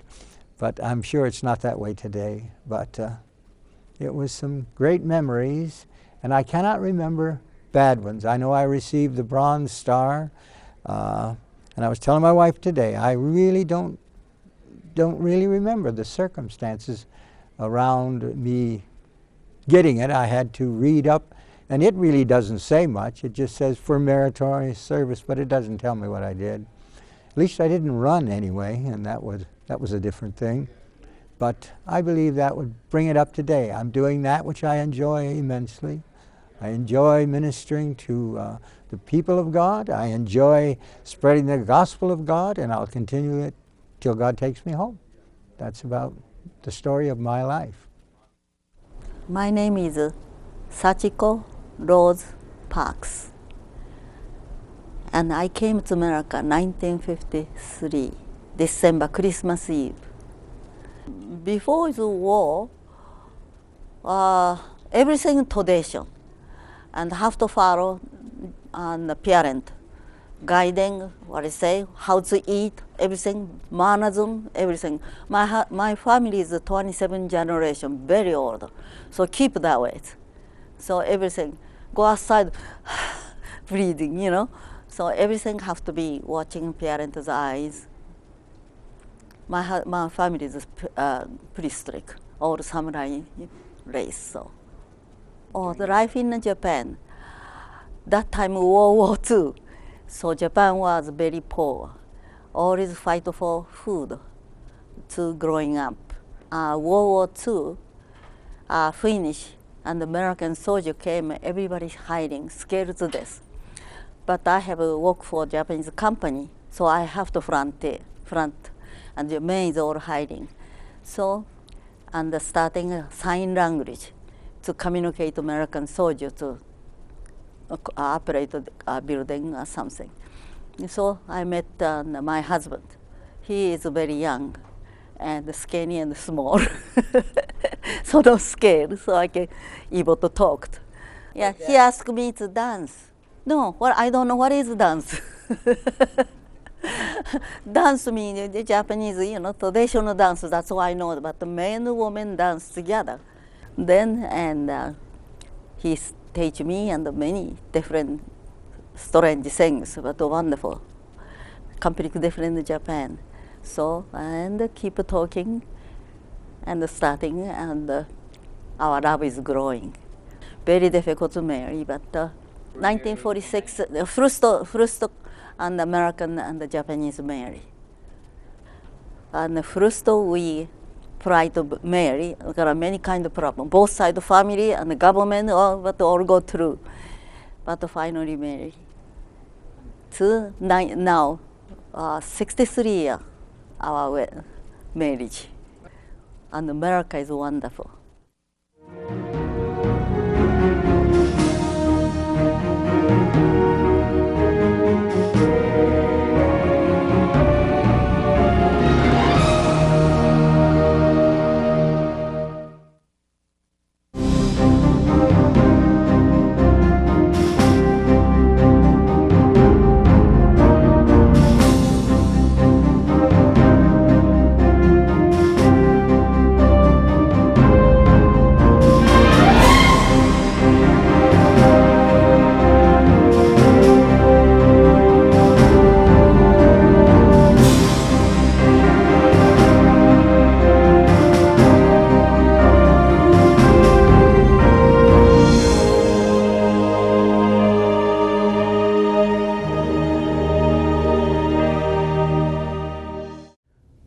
I'm Mel Knopf. I had a very unique experience while I was in the U.S. Army. When the Korean War started, there was a fear that if the North Koreans were successful, they might invade Japan. Now, the peace treaty we made with Japan would not allow the Japanese to have an army. So what were we going to do? We decided that we'd have what was called a military police reserve. That's another word for army, but since it wasn't an army, we thought that would be fine. Now, at the time, I was an instructor at the 8th Army Engineering School. And when the time came when they needed instructors, someone recommended me. I don't know who. But we were going to instruct the Japanese in our small arms arsenal. That would include the 30 caliber machine gun, the 50 caliber machine gun, the bazooka, the coilless rifle, and all the other small arms.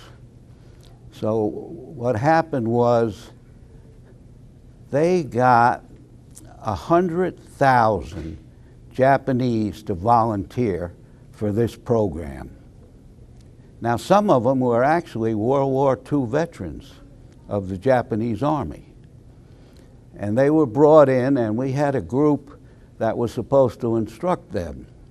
Now, I had never fired any one of those small arm weapons that we were going to teach, and I wondered why I was selected.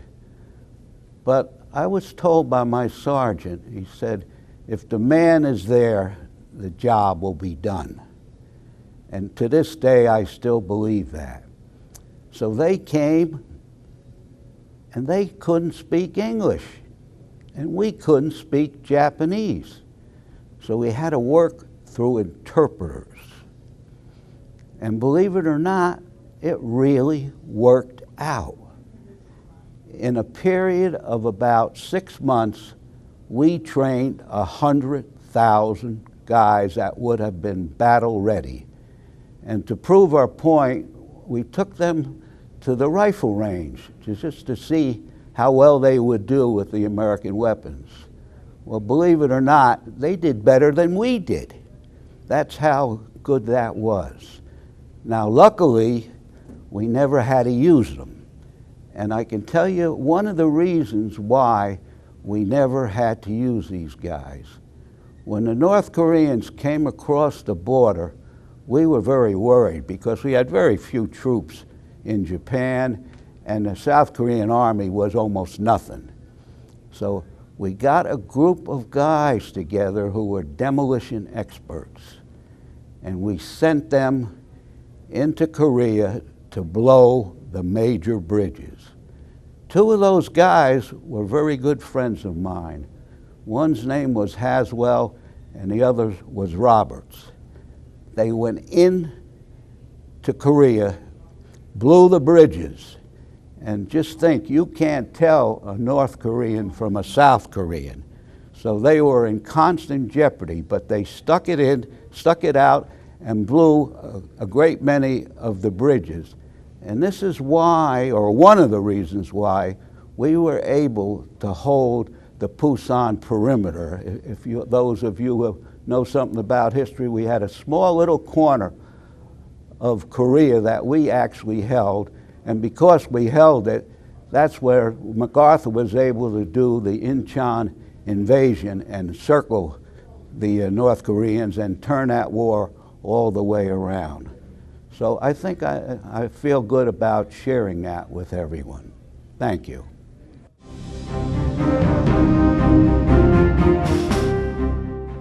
Oh, I was in World War II. I was a navigator. Went through Selmafield, Monroe, Louisiana, became a navigator, and was then sent to the Azores and then to Africa. And we flew B-24s in the 15th Air Force. And he went through Italy, and we're in the southern part of the heel on the Adriatic Sea. In Lecce, Italy. And we flew our engines up the Adriatic and into the, we flew over German territory because they had come and filtered into with the upper part of Italy.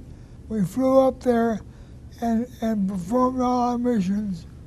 Because I became a late navigator, and I was only called when our squadron led the group. We were in the 98th Bomb Group, the 343rd Squadron. And it was a very interesting tour.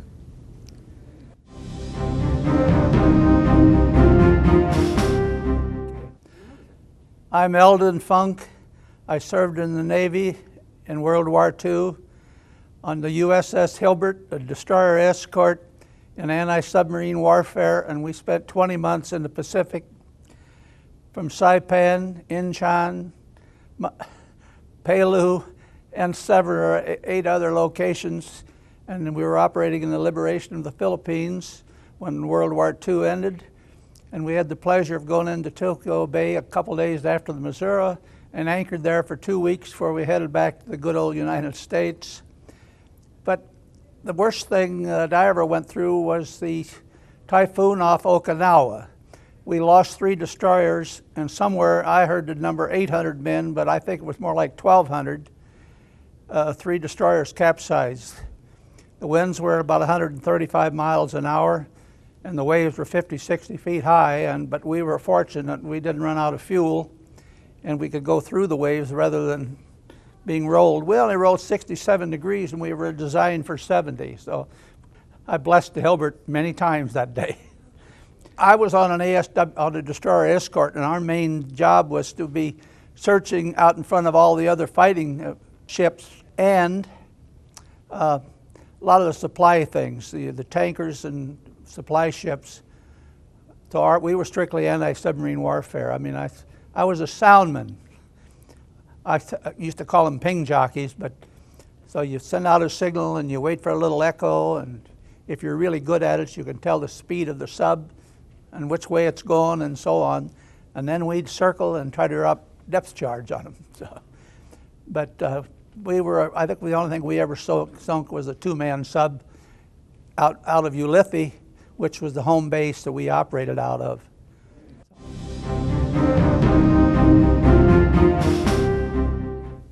My name is David George, and I served with the 1st Marine Division during the Korean War. And I was attached to naval gunfire as a front spotter, and we had 4 ships offshore that we were giving a South Korean Army unit support. And the highlight of my tour there was the South Korean Army unit retreated during an attack by the North, and they forgot to tell the 4 Marines on the hill supporting them. So those 4 Marines, which I was one of them, we held that position with our ships offshore for 3 days until the U.S. Army was able to come up and retake our position. And I found that to be a very interesting tour.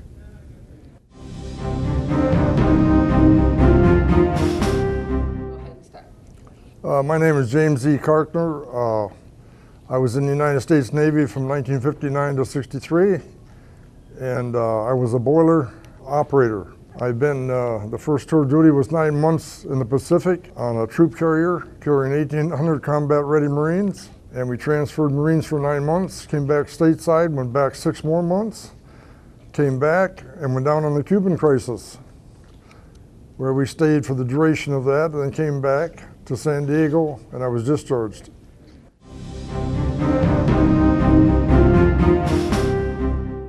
Harold Stevens, 1st Marine Division, United States Marines.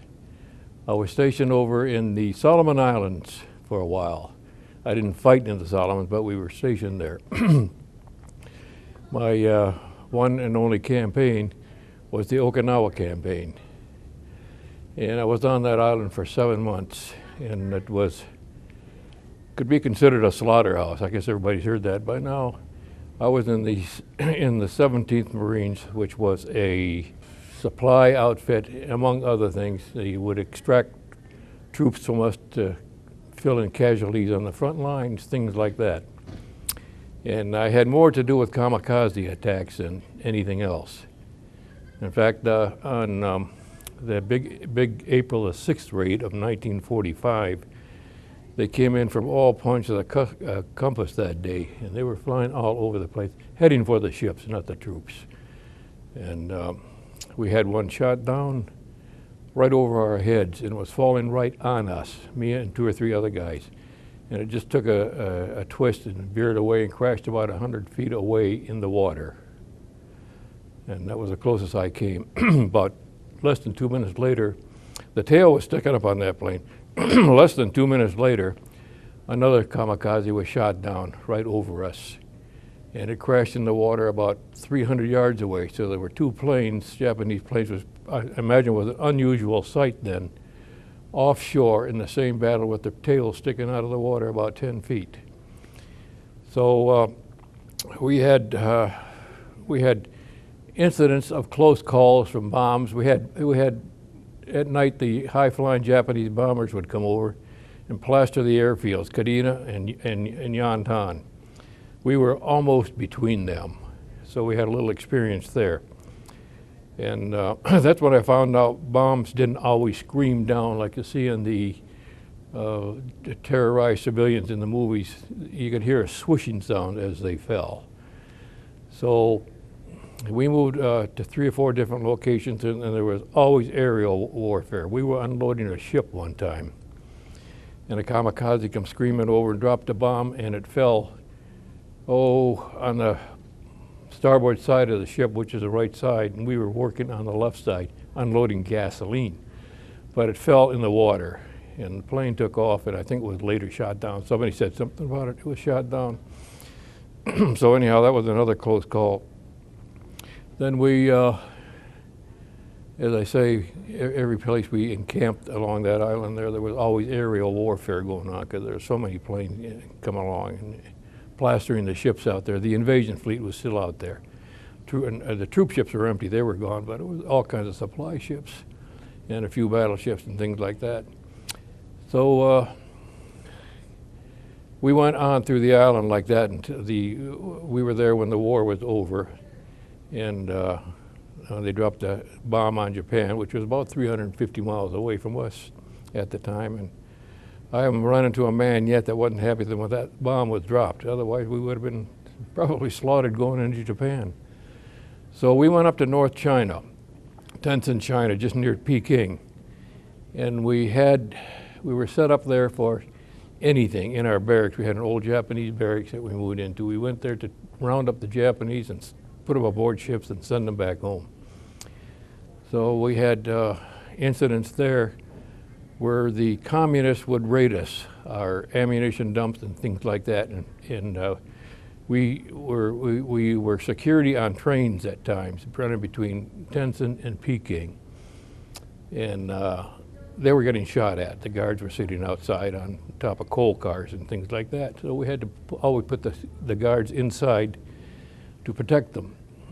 So they were called bandits in those days for political correction. That wasn't invented yet. But they're actually the Chinese communists in small bands shooting at us like that. So we had men killed by the Chinese, and as I stated at my appearance earlier, we were the first ones to fight the Chinese communists 5 years before the Korean War. There weren't massive battles or anything like that. It was just more than sporadic stuff. Sometimes they'd be 20, 30, 50 men, something like that. And luckily, I wasn't involved in hardly any of that, but I was close. But we still had a lot of casualties. Most of them were newcomers that came in to take our place. So as time went by, we had different incidents. The Russians were looking around on the perimeter because they had had that territory since I guess, before the war. And we had incidents where we had befriended Chinese, and the authorities would come in and take them away because they were communist spies. They used to ask us how big was our division, how long were we going to stay there, things on that order. Simple information, but I guess it would apply to whatever they wanted it for. So anyhow, we were in China for about 7 or 8 months, and there were a few incidents, but not always worth mentioning. And another time I came close to getting killed. We were unloading a Chinese barge. Well, Chinese coolies were, they were coolies at the time. They were unloading lockers, foot lockers for officers and things like that, the small craft they had. And in one corner, the lockers used to be lined up flat against the wall, the bulkhead. And in one corner, I noticed they were out like this, in about a quarter circle. And I said, well, I was in charge.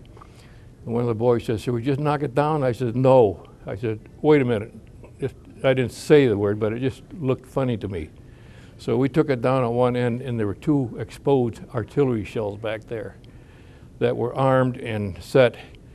If we had pushed those lockers over, we would have probably been blown to smithereens and blow up the ship and everything else there. So other than that, things went along pretty good. We had met the girls there, a lot of fun, things like that. The food was something new to all of us.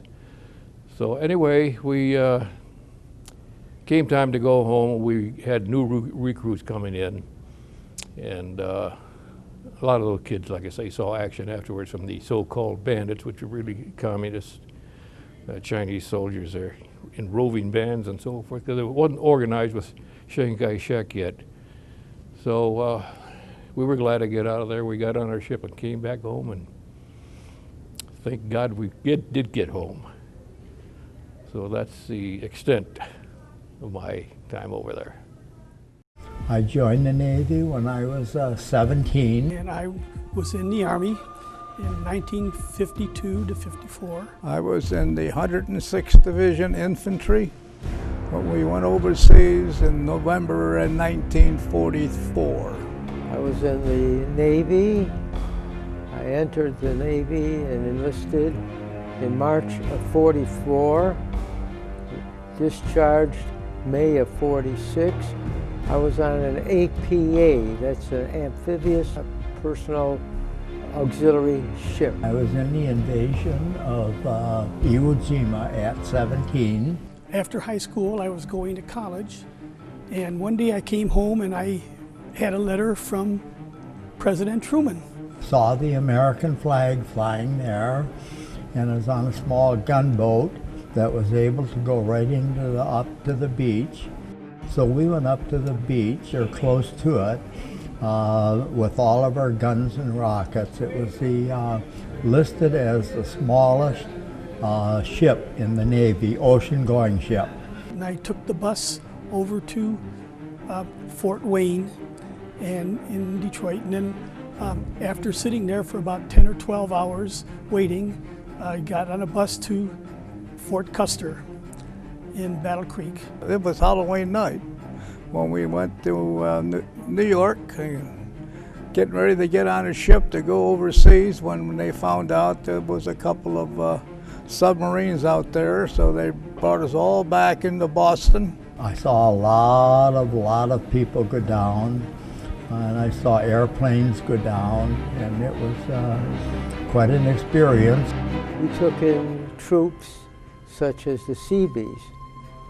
Our first adventure was to Okinawa. We went in on the invasion, but at that time we took in Seabees, then came the Marines. And he was hit right in the belt buckle. And the belt buckle is 2 layers of metal, the back and the front. And he got hit, and the bullet went through the top one, and pierced the other one, but didn't go quite into his flesh. And so all he got was a little a redness on his chest. We got to England. We did maneuvers in England showing us how to get on and off of the LSTs on the beaches. And we waited there for the D-Day attack, and we weren't there for the D-Day attack. We just were back in reserve, and then we went over the water to Le Havre, which would be about 40 days after D-Day. From there, we went out back through the islands, the Ulithi Islands. We went to New Guinea, the Philippines. Yes, we even went to China, to Hong Kong, where we picked up Chinese troops and took them to Tientsin, China. We traveled quite a bit, as you can imagine. We were involved in various skirmishes. Thank goodness I was all right.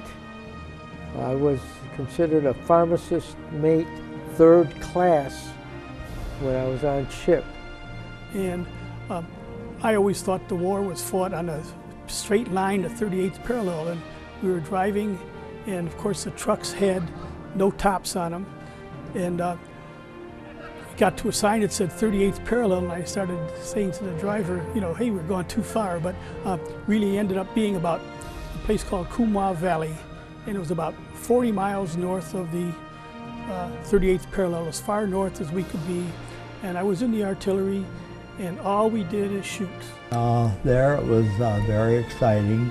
We shot down, our little ship shot down 8 Japanese suicide planes, and about one of the planes got us, and it wasn't a bad hit, but we had lives lost and several wounded.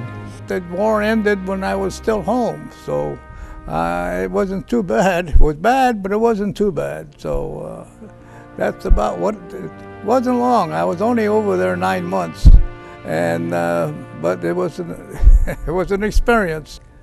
I think that the military service kind of teaches you things about life, and of course it really made it possible for me to get a lot more education than I might have otherwise. You know, it's hard to say, to give you all the details in a short period of time, but it was adventurous. And you take somebody away from their home for the first time at the age of 19, it's quite an experience. But we managed well, and we were always glad to get home. When I was discharged from Great Lakes, Illinois, and it was interesting. Thank you very much.